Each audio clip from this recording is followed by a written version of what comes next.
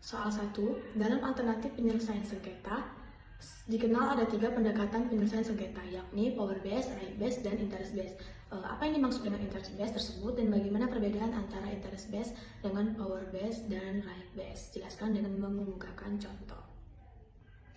Perbedaan di antara ketiganya yaitu dari aspek fokus. Power based dari segi power based itu kekuatan dan posisi tawar-menawar, sedangkan right based itu hak dan kewajiban hukum, interest based itu kepentingan dan kebutuhan. Dari aspek tujuan, power based lebih ke memaksakan solusi yang menguntungkan satu pihak, sedangkan right based itu mencapai solusi yang sesuai dengan hukum, dan interest based itu menemukan solusi yang memuaskan semua pihak. Dari aspek proses, power based itu konfrontatif dan kompetitif, sedangkan right based itu formal dan adversarial, sedangkan interest based itu kooperatif dan kolaboratif. Yang terakhir dari aspek hasil, power based menghasilkan solusi yang tidak adil dan tidak berkelanjutan, sedangkan right based itu solusi yang kaku dan tidak fleksibel, dan interest based solusi yang saling menguntungkan dan tahan lama. Sedangkan contohnya, kalau dari power based itu, contohnya seorang pemilik usaha mungkin menggunakan kekuatannya untuk memaksa karyawannya menerima gaji yang lebih rendah, meskipun gaji tersebut di bawah standar minimum. Lalu yang interest based, contohnya itu sekelompok tetangga yang tinggal di dekat bandara mungkin bekerja sama untuk menemukan solusi yang mengurangi kebisingan pesawat, seperti meminta bandara untuk mengubah rute penerbangan atau memasang penghalang suara. Soal kedua, secara yuridis, penyelesaian sengketa dapat dilakukan secara adjudikasi dan non-adjudikasi. Apa yang dimaksud dengan penyelesaian sengketa secara adjudikasi, dan bagaimana perbedaan antara penyelesaian sengketa secara adjudikasi dengan penyelesaian sengketa secara non-adjudikasi? Jelaskan dengan mengemukakan contoh. Penyelesaian sengketa secara adjudikasi merupakan proses penyelesaian sengketa melalui putusan pihak ketiga yang memiliki kewenangan memutus berdasarkan hukum dan peraturan yang berlaku. Pihak ketiga ini biasanya adalah pengadilan atau lembaga lain yang berwenang seperti badan arbitrase. Contohnya yaitu seseorang menggugat perusahaan karena produk yang cacat dan menuntut ganti rugi. Pengadilan akan mendengarkan argumen dari kedua belah pihak dan kemudian memutuskan siapa yang benar dan berapa ganti rugi yang harus dibayarkan. Sedangkan penyelesaian sengketa secara non-adjudikasi merupakan proses penyelesaian sengketa tanpa melalui putusan pihak ketiga yang berwenang. Para pihak yang bersengketa secara aktif mencari solusi bersama dengan bantuan pihak ketiga yang netral seperti mediator dan fasilitator. Contohnya yaitu dua orang bertetangga yang berselisihan tentang batas tanah dapat mengikuti mediasi dengan bantuan mediator untuk mencapai kesepakatan tentang batas yang adil. Lalu perbedaannya yaitu dari aspek pihak ketiga, penyelesaian sengketa secara adjudikasi itu meliputi hakim, arbitrase, dan pihak ketiga lain yang berwenang. Sedangkan penyelesaian sengketa secara non-adjudikasi itu meliputi mediator, fasilitator, atau pihak ketiga lain yang netral. Dari aspek proses, penyelesaian sengketa secara adjudikasi itu formal dan adversarial, sedangkan non-adjudikasi itu lebih ke informal dan kolaboratif. Dari aspek kekuatan hukum, adjudikasi keputusannya itu memiliki kekuatan hukum yang mengikat, sedangkan non-adjudikasi kesepakatan hanya mengikat jika para pihak menyetujuinya. Dari aspek biaya, adjudikasi biasanya lebih mahal, sedangkan non-adjudikasi itu biasanya lebih murah atau relatif murah. Dari aspek waktu, adjudikasi biasanya lebih lama, sedangkan non-adjudikasi biasanya lebih cepat. Untuk soal ketiga, penyelesaian sengketa secara non-adjudikasi dapat dilakukan melalui konsultasi, negosiasi, mediasi, dan konsiliasi. Apa yang dimaksud dengan penyelesaian sengketa melalui konsiliasi tersebut dan bagaimana perbedaannya dengan konsultasi, negosiasi, dan mediasi? Jelaskan dan mengemukakan contohnya. Penyelesaian sengketa secara non-adjudikasi melalui konsiliasi. Konsiliasi merupakan salah satu metode penyelesaian sengketa secara non-adjudikasi di mana para pihak yang bersengketa secara aktif mencari solusi bersama dan dengan bantuan pihak ketiga yang netral, yaitu konsiliator. Contohnya yaitu sekelompok warga dan perusahaan yang bersengketa tentang pembangunan pabrik dapat mengikuti konsiliasi dengan bantuan konsiliator untuk mencapai kesepakatan tentang langkah-langkah untuk mengurangi dampak lingkungan dari pabrik. Untuk perbedaannya yaitu dari aspek peran pihak ketiga, konsultasi itu memberikan saran dan informasi, negosiasi membantu para pihak untuk mencapai kesepakatan, mediasi memandu proses mediasi dan membantu para pihak untuk mencapai kesepakatan, dan konsiliasi memimpin proses konsiliasi dan bantuan para pihak untuk mencapai kesepakatan. Sedangkan dari aspek sifat proses, konsultasi memberikan informasi dan tidak mengikat. Sedangkan negosiasi, informasinya itu ada informasi dan dia mengikat. Sedangkan mediasi formal dan seni mengikat. Sedangkan konsiliasi formal dan mengikat. Dari aspek tingkat ketertiban pihak ketiga, konsiliasi terbilang rendah, sedangkan negosiasi itu sedang, mediasi tinggi, dan konsiliasi tinggi. Dari aspek kekuatan hukum kesepakatan, konsultasi tidak ada, negosiasi mengikat para pihak, mediasi mengikat para pihak, dan konsiliasi mengikat para pihak juga. Lalu soal keempat, kompetensi arbitrase sebagai salah satu bentuk alternatif penyelesaian sengketa menurut Pasal 5 Undang-Undang Nomor 30 Tahun 1999 hanya sengketa di bidang perdagangan dan mengenai hak yang menurut hukum dan peraturan perundang-undangan dikuasai sepenuhnya oleh pihak yang bersengketa. Sedangkan sengketa yang tidak dapat diselesaikan melalui arbitrase adalah sengketa yang menurut peraturan perundang-undangan tidak dapat diadakan perdamaian. Jelaskan arti dari kompetensi arbitrase tersebut dengan mengemukakan contohnya. Di sini mungkin di sini penjelasannya itu dari yang pertama, sengketa di bidang perdagangan. Contohnya itu sengketa jual beli barang dan jasa antar dua perusahaan, sengketa sewa menyewa kapal dagang, dan sengketa perselisihan hak intelektual terkait produk dagang. Lalu ada sengketa mengenai hak yang dikuasai sepenuhnya oleh pihak yang bersengketa. Hak yang dimaksud yaitu hak yang dapat dialihkan, dicabut, atau diberikan kembali oleh pihak bersengketa. Contohnya, sengketa pembagian harta waris sengketa pembagian harta warisan antara ahli waris, sengketa perceraian terkait pembagian harta bersama, sengketa perjanjian kerjasama antar individu dan badan usaha, sengketa yang tidak dapat diselesaikan melalui arbitrase. Undang-undang arbitrase juga mengatur tentang sengketa yang tidak dapat diselesaikan melalui arbitrase, yaitu sengketa yang menurut peraturan perundang-undangan tidak dapat diadakan perdamaian. Contoh, sengketa pidana, sengketa status perkawinan, dan sengketa hak asuh anak. Di sini ada alasannya mengapa ada pembatasan antara kompetensi arbitrase, yaitu pembatasan kompetensi arbitrase dilakukan untuk menjaga kepentingan umum dan kapasitas hukum. Sengketa-sengketa tertentu seperti sengketa pidana, sengketa status perkawinan, melibatkan kepentingan publik yang lebih luas dan diatur oleh perundang-undangan yang khusus. Oleh karena itu, sengketa-sengketa tersebut tidak dapat diselesaikan melalui arbitrase yang bersifat privat. Soal kelima, berdasarkan Pasal 5 Undang-Undang Nomor 30 Tahun 1999 tersebut, apakah sengketa perceraian dapat diselesaikan melalui arbitrase? Jelaskan dengan mengemukakan dasar hukumnya. Berdasarkan Pasal 5 Undang-Undang Nomor 30 Tahun 1999 tentang arbitrase dan alternatif penyelesaian sengketa atau Undang-Undang Arbitrase, sengketa perceraian tidak dapat diselesaikan melalui arbitrase. Hal ini dikarenakan sengketa perceraian termasuk dalam kategori sengketa yang menurut peraturan perundang-undangan tidak dapat diadakan perdamaian. Dasar hukumnya yang pertama pada Pasal 5 ayat 2 Undang-Undang Arbitrase. Pasal ini menyebutkan bahwa arbitrase tidak berwenang untuk menyelesaikan sengketa yang menurut peraturan perundang-undangan tidak dapat diadakan perdamaian. Yang kedua, Pasal 1 ayat 6 Undang-Undang Perkawinan. Pasal ini menyebutkan bahwa perkawinan hanya untuk diputuskan oleh pengadilan dengan alasan-alasan sebagaimana dimaksud dalam Pasal 39 Undang-Undang Perkawinan. Yang ketiga, putusan Mahkamah Agung nomor 12 PDT /2011, putusan ini menegaskan bahwa sengketa perceraian tidak dapat diselesaikan melalui arbitrase karena termasuk dalam kategori sengketa yang tidak dapat diadakan perdamaian. Alasan sengketa perceraian tidak dapat diselesaikan melalui arbitrase, salah satunya yaitu perceraian melibatkan emosi dan perasaan yang kompleks. Hal ini dapat membuat para pihak sulit untuk mencapai kesepakatan secara rasional dan objektif dalam arbitrase. Soal keenam yaitu, menurut Martin Hunter, ada empat alasan penting,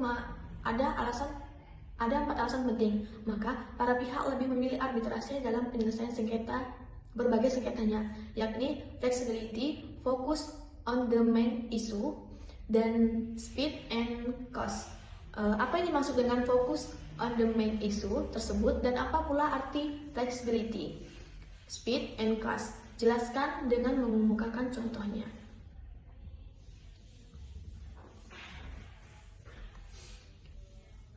Focus on the main issue atau berpikir pada isu utama, artinya itu dalam arbitrase para pihak dapat menentukan sendiri prosedur dan aturan yang akan digunakan dalam proses arbitrase. Hal ini memungkinkan para pihak untuk fokus pada isu-isu utama dalam sengketa mereka dan dihindari terjebak dalam prosedur peradilan yang rumit dan memakan waktu. Contohnya yaitu dalam sengketa kontrak antara dua perusahaan, para pihak dapat menyepakati untuk menggunakan prosedur arbitrase yang lebih sederhana dan cepat dibandingkan dengan prosedur peradilan di pengadilan. Hal ini memungkinkan para pihak untuk fokus pada substansi sengketa dan mencapai penyelesaian sengketa yang lebih cepat dan efisien. Yang kedua tuh flexibility. Artinya itu arbitrase menawarkan fleksibilitas yang lebih besar dibandingkan dengan peradilan. Para pihak dapat menentukan sendiri waktu, tempat, dan bahasa yang akan digunakan dalam prosedur arbitrase. Mereka juga dapat memilih arbiter yang memiliki keahlian khusus dalam bidang sengketa mereka. Contohnya, dalam sengketa maritim internasional, para pihak dapat menyepakati untuk mengadakan arbitrase di lokasi netral, seperti Singapura atau London. Hal ini memungkinkan para pihak untuk menghindari komplikasi hukum yang mungkin timbul jika arbitrase diadakan di salah satu pihak negara. Yang ketiga itu speed atau kecepatan. Artinya itu proses arbitrase umumnya lebih cepat dibandingkan dengan proses peradilan di pengadilan. Hal ini dikarenakan arbitrase tidak terkait oleh aturan atau prosedur yang kaku seperti di peradilan. Contohnya, dalam sengketa konstruksi, proses arbitrase dapat diselesaikan dalam beberapa bulan, sedangkan proses peradilan di pengadilan dapat memakan waktu bertahun-tahun. Hal ini penting bagi para pihak yang ingin menyelesaikan sengketa mereka dengan cepat dan meminimalkan kekurangan finansial. Yang kedua yaitu cost atau biaya. Artinya, biaya arbitrase umumnya lebih murah dibandingkan dengan biaya peradilan di pengadilan. Hal ini dikarenakan proses arbitrase lebih sederhana dan efisien. Contohnya, dalam sengketa komersial, biaya arbitrase dapat berkisar antara beberapa puluh juta hingga beberapa miliar rupiah. Sedangkan biaya peradilan di pengadilan dapat mencapai miliaran rupiah. Hal ini penting bagi para pihak yang ingin menghemat biaya dan menghindari pengeluaran yang besar. Soal ketujuh, keputusan arbitrase adalah bersifat final dan binding. Apa yang dimaksud dengan keputusan arbitrase yang bersifat final dan binding tersebut? Jelaskan dengan mengemukakan contoh dan dasar hukumnya. Makna final dan binding ini maksudnya final, yang berarti keputusan arbitrase bersifat tetap dan tidak dapat diganggu-gugat setelah dikeluarkan oleh arbiter. Artinya, para pihak tidak dapat mengajukan banding, kasasi, atau peninjauan kembali terhadap keputusan tersebut. Sedangkan binding, keputusan arbitrase memiliki kekuatan hukum yang mengikat para pihak yang bersengketa. Para pihak wajib mematuhi dan melaksanakan keputusan tersebut. Dasar hukum terdapat pada pasal 60 Undang-Undang Nomor 30 Tahun 1999 tentang arbitrase dan alternatif penyelesaian sengketa Undang-Undang Arbitrase. Pasal ini menyatakan bahwa putusan arbitrase bersifat final dan mempunyai kekuatan hukum tetap dan mengikat para pihak. Yang kedua, pasal 1338 Kitab Undang-Undang Hukum Perdata. Pasal ini menyatakan bahwa perjanjian yang sah bertenaga hukum bagi mereka yang membuatnya. Contoh, ada dua perusahaan sepakat untuk menyelesaikan sengketa bisnis mereka melalui arbitrase. Arbiter mengeluarkan keputusan yang mewajibkan perusahaan A untuk membayar ganti rugi kepada perusahaan B. Keputusan arbitrase ini bersifat final dan binding, sehingga perusahaan A wajib untuk membayar ganti rugi tersebut kepada perusahaan B. Soal 8, walaupun keputusan arbitrase tersebut bersifat final dan binding, akan tetapi upaya hukum apa yang harus dilakukan jika para pihak tidak melaksanakan putusan arbitrase tersebut secara sukarela? Jelaskan dengan mengemukakan contoh dan dasar hukumnya. Di sini upaya hukum yang dapat dilakukan yaitu permohonan eksekusi putusan arbitrase. Dasar hukumnya pada pasal 61 ayat 1 Undang-Undang Arbitrase. Prosedur yang dilakukan yaitu pihak yang dirugikan mengajukan permohonan eksekusi putusan arbitrase kepada Ketua Pengadilan Negeri di tempat kedudukan arbiter atau di tempat tinggal pihak yang berkewajiban melaksanakan putusan. Ketua Pengadilan Negeri memeriksa permohonan tersebut dan memberikan penetapan untuk melaksanakan putusan arbitrase. Penetapan Ketua Pengadilan Negeri dilakukan dengan cara paksa oleh jurusita. Contohnya, Perusahaan A memenangkan putusan arbitrase yang mewajibkan perusahaan B untuk membayar ganti rugi sebesar 1 miliar. Perusahaan B tidak mau membayar ganti rugi tersebut secara sukarela. Perusahaan A kemudian mengajukan permohonan eksekusi putusan arbitrase kepada Ketua Pengadilan Negeri. Ketua Pengadilan Negeri memberikan penetapan untuk melaksanakan putusan arbitrase tersebut. Jurusita kemudian melakukan eksekusi dengan cara menyita aset-aset milik perusahaan B senilai 1 miliar. Soal ke-9, keputusan arbitrase yang sudah bersifat final dan binding tersebut menurut Undang-Undang 30 tahun 1999 juga masih dapat dibatalkan jika memenuhi persyaratan yang telah ditentukan oleh peraturan perundang-undangan. Jelaskan syarat-syarat untuk dapat membatalkan suatu putusan arbitrase yang sudah bersifat final dan binding tersebut dengan mengemukakan contoh dan dasar hukumnya. Dasar hukumnya sendiri yaitu terdapat di pasal 68 Undang-Undang Arbitrase. Pasal ini mengatur tentang alasan-alasan yang dapat menjadi dasar pembatalan putusan arbitrase. Pasal 70 yang kedua yaitu pasal 70 Undang-Undang Arbitrase. Pasal ini mengatur tentang tata cara mengajukan permohonan pembatalan putusan arbitrase. Lalu di sini ada syarat-syarat pembatalannya. Yang pertama yaitu putusan diperoleh dengan cara curang atau melawan hukum. Contohnya suap, penyuapan, pemalsuan dokumen, atau ancaman kekerasan. Yang kedua, arbiter tidak memiliki kewenangan. Contoh, arbiter tidak memiliki kualifikasi yang sesuai dengan disepakati para pihak, atau arbiter tidak memiliki kewenangan untuk menyelesaikan jenis sengketa tertentu. Yang ketiga, putusan bertentangan dengan ketertiban umum dan kesusilaan. Contoh, putusan yang mendiskriminasi suatu kelompok tertentu atau putusan yang melanggar hak asasi manusia. Putusan yang keempat yaitu putusan tidak sesuai dengan perjanjian arbitrase. Contoh, putusan yang tidak sesuai dengan syarat-syarat yang disepakati para pihak dalam perjanjian arbitrase. Yang terakhir yaitu putusan tidak sesuai dengan hukum yang berlaku. Contoh, putusan yang bertentangan dengan peraturan perundang-undangan yang berlaku di Indonesia. Di sini juga ada prosedur pembatalannya. Yang pertama, pihak yang dirugikan harus mengajukan permohonan pembatalan kepada pengadilan negeri di tempat kedudukan arbiter atau di tempat tinggal pihak yang berkewajiban melaksanakan putusan. Yang kedua, pengadilan negeri akan memeriksa permohonan tersebut dan memutuskan apakah putusan arbitrasi akan dibatalkan atau tidak. Contohnya, dalam sengketa bisnis antara perusahaan A dan B, arbiter memutuskan bahwa perusahaan B harus membayar ganti rugi kepada perusahaan A. Perusahaan B merasa dirugikan karena putusan tersebut diperoleh dengan cara suap. Perusahaan B kemudian mengajukan permohonan pembatalan putusan arbitrase kepada pengadilan negeri. Pengadilan negeri memeriksa permohonan tersebut dan memutuskan untuk membatalkan putusan arbitrase karena terbukti diperoleh dengan cara suap. Yang terakhir soal 10. Pengaturan hukum eksekusi putusan arbitrase internasional di Indonesia tidak hanya terdapat dalam perundang-undangan nasional, melainkan juga dalam konvensi internasional yang telah diratifikasi oleh Indonesia. Jelaskan persyaratan eksekusi putusan arbitrase internasional tersebut dengan mengemukakan dasar hukumnya. Dasar hukum utama untuk eksekusi putusan arbitrase internasional di Indonesia adalah Undang-Undang Nomor 30 Tahun 1999 tentang Arbitrase dan Alternatif Penyelesaian Sengketa Undang-Undang Arbitrase.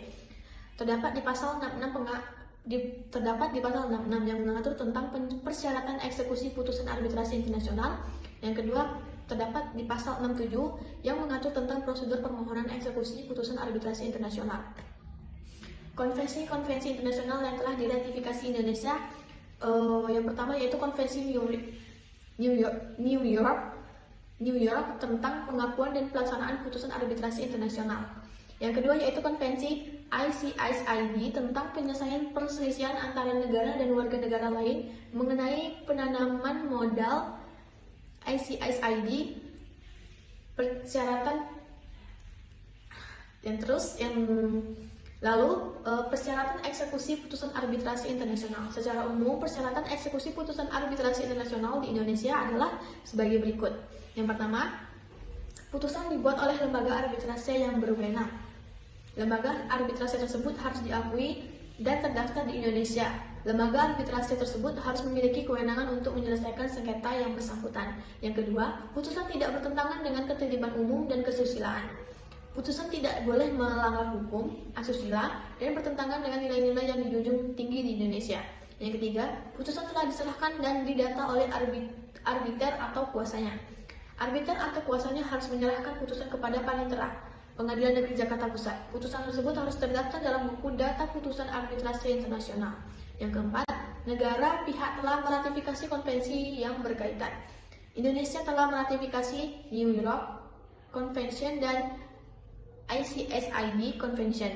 Jika putusan arbitrase berasal dari negara yang tidak meratifikasi konvensi yang sama dengan Indonesia, maka prinsip resiprositas akan diberlakukan. Artinya, Indonesia hanya akan mengeksekusi putusan arbitrase dari negara tersebut jika negara tersebut juga bersedia mengeksekusi putusan arbitrase dari Indonesia. Contohnya, perusahaan A di Indonesia dan perusahaan B di Singapura sepakat untuk menyelesaikan sengketa bisnis mereka melalui arbitrase di bawah New York Convention. Arbitrase mengeluarkan putusan yang mewajibkan perusahaan B untuk membayar ganti rugi kepada perusahaan A. Perusahaan A ingin mengeksekusi putusan tersebut di Indonesia. Perusahaan A kemudian mengajukan permohonan eksekusi putusan arbitrase internasional kepada Ketua Pengadilan Negeri Jakarta Pusat. Ketua Pengadilan Negeri Jakarta Pusat memeriksa permohonan tersebut dan memutuskan untuk mengabulkannya. Ketua Pengadilan Negeri Jakarta Pusat kemudian menerbitkan penetapan dan untuk melaksanakan putusan arbitrase tersebut. Jurusita pun kemudian melakukan eksekusi dengan cara menyita aset-aset milik perusahaan B di Indonesia senilai ganti rugi yang diputuskan oleh arbiter.